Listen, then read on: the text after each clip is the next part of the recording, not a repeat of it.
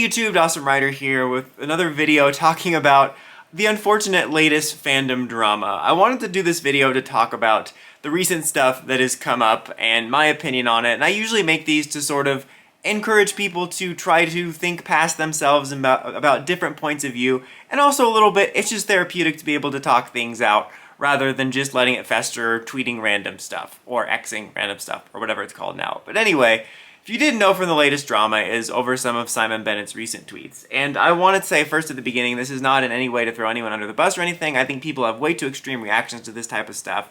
And I just want to do this to talk about people's different points of view, because he tweeted out something that I have agreed with for a long time, and people took it too personally. It was just a series of tweets sort of talking about the reboot, just talking about, first of all, that like he was excited for Jonathan Entwistle's potential reboot if it happens, you know, the YA series, and he thinks he has faith in it. And then it came down to a reply where he said that he thinks PR needs to move away from its Toku roots to be more appealing to the masses, which is something I've said a lot. And of course, people immediately took that personally. I mean, first of all, I think people take anything Simon says way too seriously. I mean, I've never had any bad interactions with him. You know, there's times I've disagreed with what he said, but I've had nothing but solid interactions with him. People think that I'm a shill for not hating him, which is stupid. I think that there's this weird culture around this and all kinds of things where it's all, I've said this before, it's like either all or nothing. It can't ever be in the middle. It's either like you love Simon Bennett and you worship everything he does, or you have to think he's the devil. And it's like, why can't you just agree with someone sometimes and not agree with them other times? It's like ridiculous that I can't say, hey, maybe don't leave toxic replies on this person's Twitter, and then you're like, oh, you're obviously a shill. It's ridiculous. But regardless, this is just a person's opinion. I know that he's the showrunner and people are like, oh, he doesn't have respect for the source material. I'm like, I don't care what the person thinks of the source material when they're working on something, to be honest. But he obviously cares about what he does, and he's said that before. I don't think he's doing a bad job at it. And he also said something like, oh, you know, we were laughing at the original Sentai footage we saw. That's a valid take, guys. Toku's stupid. Like, seriously, like, the average, like, normal person that's, like, just a casual viewer will often think it looks silly and stupid, and that's a totally valid opinion. Everyone has the right to their own opinions, but Toku has a very niche appeal and can be very off-putting to people. It's off-putting to me sometimes. I think, again, everyone has their own opinion, and I think that people take it too personally when stuff like this happens. They see it as a personal attack somehow when someone doesn't like Toku or says something like this. It reminds me of when people say, you know, oh, it's Japanese Power Rangers, and the fandom gets so fat. Like, who cares? I don't care if they think of Kamen Rider as Japanese Power Rangers the rest of their lives. It doesn't matter what a passerby that happens to see a clip thinks of, you know? And especially, like, I get it. Yeah, you have a love for Toku, and you want it to grow, and you want people to know about it and have respect for it, maybe watch it. But the way to do that isn't to be an elitist, well, actually, person immediately. Like, for the most part, I never see people be helpful. Like, oh, was this Japanese Power Rangers? Like, no, it's actually the original Japanese tokusatsu Sentai, and I watch it because I'm cool, and they have blood sometimes, so it's serious for adults. It's like, that's not the way to get people to... It puts me off, and I'm in the community. It's like, people take it too personally. It's just an opinion, and it's one that I don't entirely disagree with. I've said that before. The aesthetic isn't mass appealing, and this brings up just a whole other argument I've had so many times, so just to gloss over it, it's just like, this whole discussion has just gone in circles, and it's always... I feel that with this fandom and all fandoms, people just always take the opposite side of whatever argument just to have an argument, because the fandom simultaneously wants Toku to become more well-known and have a broader reach, but then also wants to keep it all to themselves. And same thing with like these comments. It's like, they like that Toku is niche, and they like that it's silly and want people to embrace that. But then when someone calls it silly and niche, they get offended. It's like, you people just want to have a fight. It's like you don't know what you want, and I can see it from both angles. I've been vocal in the past about how I think they need to move a bit away from the Toku aesthetic to be more broadly appealing. I think that just in general, a lot about it just isn't appealing to the Western audience, and also I think there's a general stigma that ties back to PR, so even if you get something that looks pretty good and much better than some of the worst PR stuff, people are still going to associate it with Power Rangers, unfortunately. That's not a bad thing for me. I mean, it's mixed, but you know what I mean. Like, when I was catching up on Geeks, I was thinking, this actually looks pretty awesome. This looks really good. The suits look like, not like low budget. The effects look pretty solid for, you know, the turnaround they have to have and stuff like that. But at the same time, there's going to be a great deal of people that see one of Geetz's best fight scenes where the suits look professional and the effects look solid and think, oh, mmpr, and they'll think back to the juice bar and then transitioning to grainy Ranger footage. It's unfortunate, but I think that we have to make something that looks a little bit of a step above in order to break further away from that tether. No, there's this fear with the reboot becoming more like a regular superhero show that it'll be a generic superhero show. But to be honest, the way PR is viewed in the general public is as less than a generic superhero show, so I think we can only go up from here. I think it's more about taking advantage of the unique aspects of the mythology and the way all that works, and it doesn't necessarily have to tie to this tokusatsu aesthetic to a degree. And I think too much pressure is put on, like, appreciating Toku. Like, there's nothing wrong with spreading the message or trying to get people involved in it, but I think, like, it's even for me in the community, like, but when I fell into this, I, like, started watching Sentai because I'm like, oh, more Ranger stuff, and fell backwards into Rider because I was familiar with Masked Rider, but I don't have an enormous affection for the genre. Like, people have recommended other Toku to me over the years, and I've tried it, and I'm just like, it just doesn't gel with me. It's like different, like, I'm like a horror fan. I'm more willing to check out a horror sci-fi movie recommended than a Toku because it's just like, the format isn't as important to me. Like, as I've gone on as a fan, I've realized that that's not what is important to me about Power Rangers. Like, the comics and stuff like Hyperforce has shown that I like the world and the stories, and it's not so much the aesthetic and the approach. And that's something else I wanted to say, is that there's this thing where people say, if you take away the Toku aesthetic or the using Sentai footage, then it's not Power Rangers anymore. That is an opinion, that is not a fact. I mean, yes, the way that we made it is what made it unique at the beginning, but you can't speak for everybody, because the Toku format is not what makes Power Rangers to me, personally. And I'm sure there's gotta be at least one other person out there that feels that way. And again, there's probably a lot of people that don't even know about Toku or Sentai, and they don't need to know about it. It's not important. And the thing is that what makes a franchise special, or things that you like about it, are going to be different to everybody. It's like, I hate when people say stuff like, oh, it doesn't feel like Star Wars, or it doesn't feel like Marvel. Like, no, that's an opinion. That's not a fact. What feels like Star Wars or feels like Power Rangers is different to everybody, and you can also have a new feeling. Like, Power Rangers 2017 felt different than the show, but it still felt like Power Rangers. It just felt like a different Power Rangers to me. The same thing with the comic, or any given Sentai or Rider series. That's like a different thing, and people are so gatekeepy about what this is supposed to be, and there need not be that.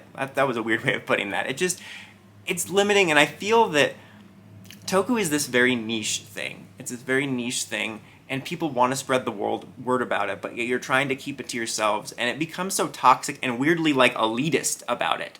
It's just really annoying, and I think it's off-putting, and it's not the best way to spread the word about it. And the last things I wanted to talk about in this rant were, about his comments, whether they're correct, and my thoughts on that, and, like, my belief in, like, the importance in different takes and windows on things. So I do think he's right. Like I said, I think we do need to make it look a little bit better. People have pointed to Blue Beetle as something that looks tokusatsu-esque, but obviously looks a little bit more, professional, I guess, for lack of a better word. And, obviously that didn't do as great in theaters, but there's, like, a whole other slew of reasons that has absolutely nothing to do with tokusatsu for that. But my point with this is I think that it could work, That's what I'm saying is, when I say this, I personally want to see a more Hollywood take on Power Rangers. I just do. And people will say, the 2017 movie didn't do good.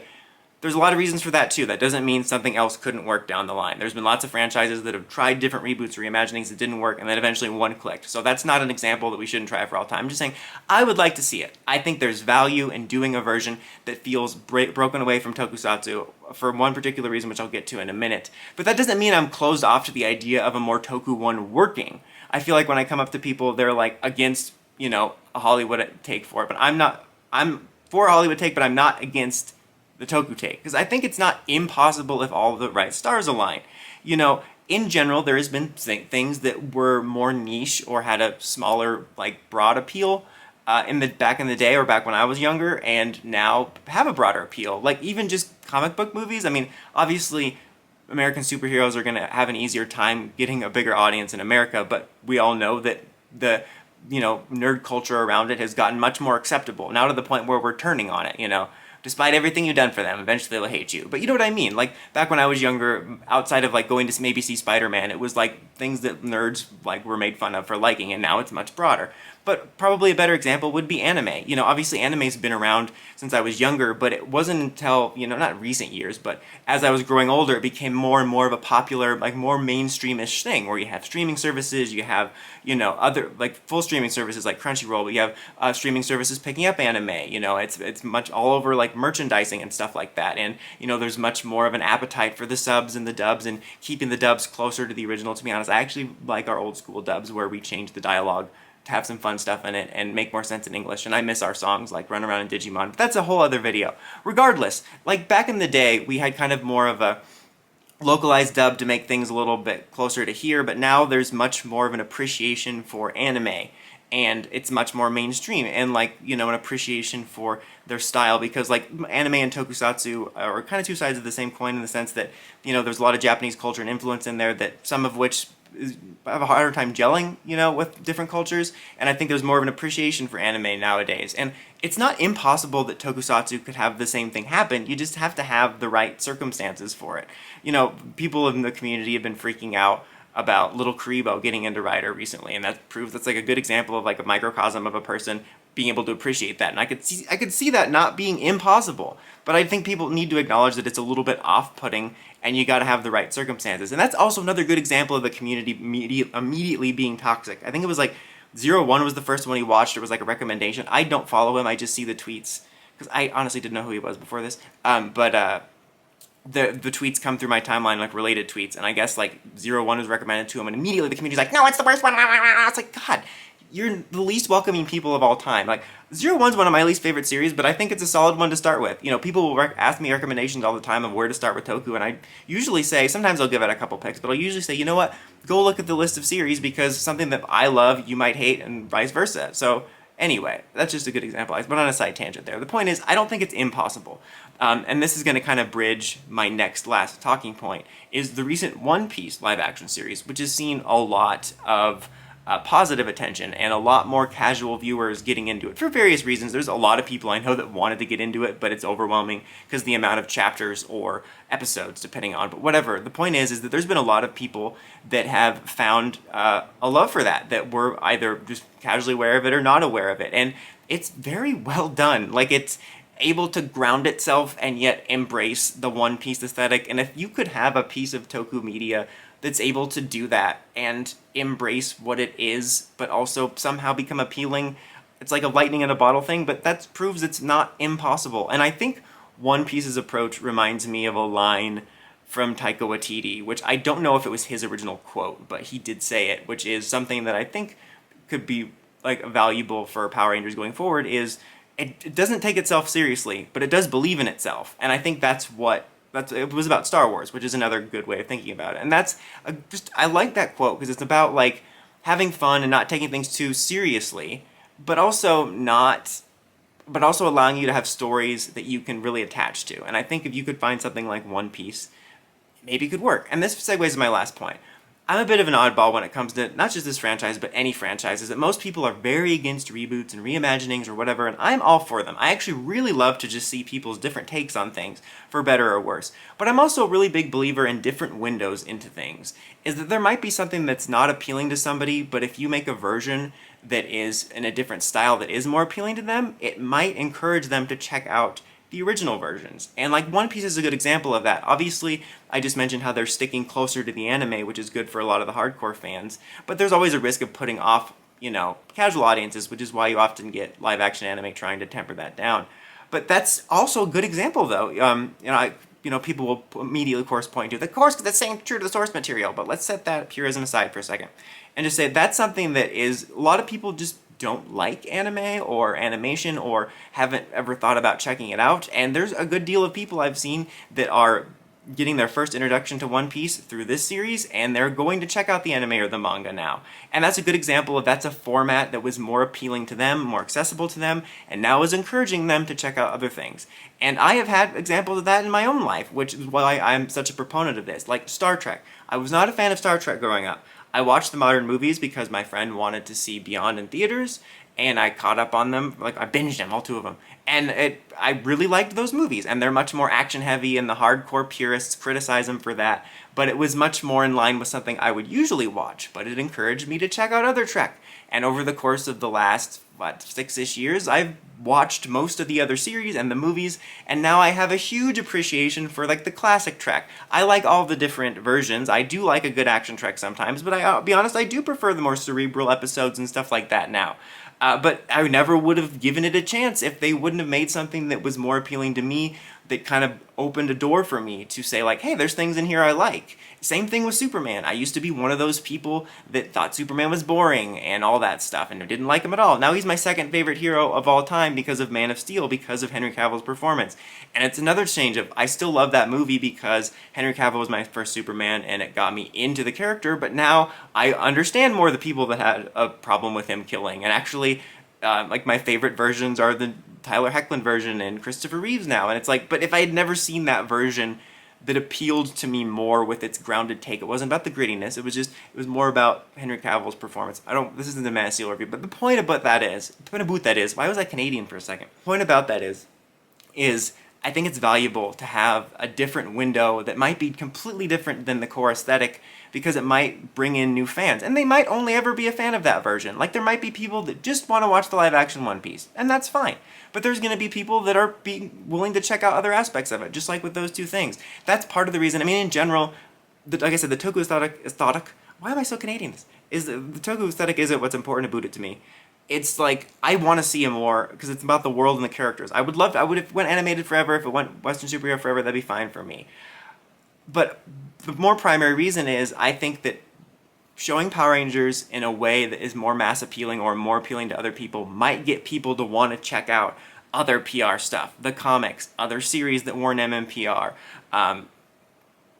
Toku, Kamen Rider, Sentai, stuff like that. That's extremely possible, and I think that's valuable. And if we just keep saying, no, it has to be this one thing and it's ours and ours only, then it's never going to grow. And again, this comes to a contradiction argument where people are like, well, it doesn't need to grow, or it doesn't need to be mainstream, but also I want people to know about it. And when I say mainstream, I don't think it's going to take off and be a juggernaut. I'm just saying something that's more appealing, that doesn't get scoffed at. You know, I mean, who knows? Maybe it could take off and have a second coming, but I don't think that. By mainstream, I just mean something that's not thought of as a C-tier, less than sci-fi original movie type of thing. So yeah, I just wanted to get my thoughts out about that. So I think that in general, to sum up, I think we need to be open to different takes on things to bring in new fans. And I think we need to just not take everything, stop criticizing everything Simon Bennett or anyone else says on the internet, and don't take it so personally if someone doesn't like Toku or anything you don't like. It just doesn't matter. So much of the stuff we're talking about just truly does not matter, or we're getting mad about. But anyways, guys, that's it for this one. Until next time, don't forget to like, comment, subscribe, and climb the steps and ring that bell to get notifications for my videos. And thanks for putting up with me for this one. Dawson Ryder, signing out.